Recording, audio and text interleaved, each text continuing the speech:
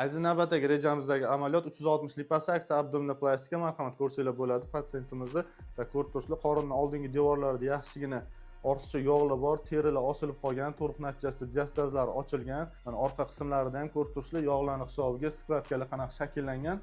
Hozir 360 liposuksiya lazer apparatida, lipomassiya apparatida qilganimizdan keyin bu perihodlarimiz tekis bo'ladi. Mana qo'llarida ham yog'lar shakllangan. Posli holatda umuman ulashamiz, operatsionidan ham kadrlar bo'ladi. Kuzatishda davom etinglar. Natija albatta sizga yoqadi. Aziz orqa qism liposuksiyasini tugatdik, marhamat ko'rsanglar bo'ladi. Esinglarda bo'lsa, bu holatda umuman shakl yo'q edi. Mana orqa qismdan yog'larni olib, orqadan dumbaga o'tib perihodlarni shakllantirib berdik. Bu boshlang'ich natijamiz anesteziyalar kelib yana ham ixcham bo'ladi. Kuzatib boringlar, endi oldin qismini boshlaymiz va natijalar bilan ulashamiz. Azizlar, operatsiyamizni yakuniga yetkazdik, marhamat holatni ko'rsanglar bo'ladi. Esinglarda bo'lsa, qorinning oldingi devorida yaxshigina fartuklari bor edi, teri ostida ko'p yog'lari shakllangandi. Mana umuman qo'lga teri ham ilinmaydi, yog'lar ham qolmadi. Mana perihodlarimiz ham shakllandi.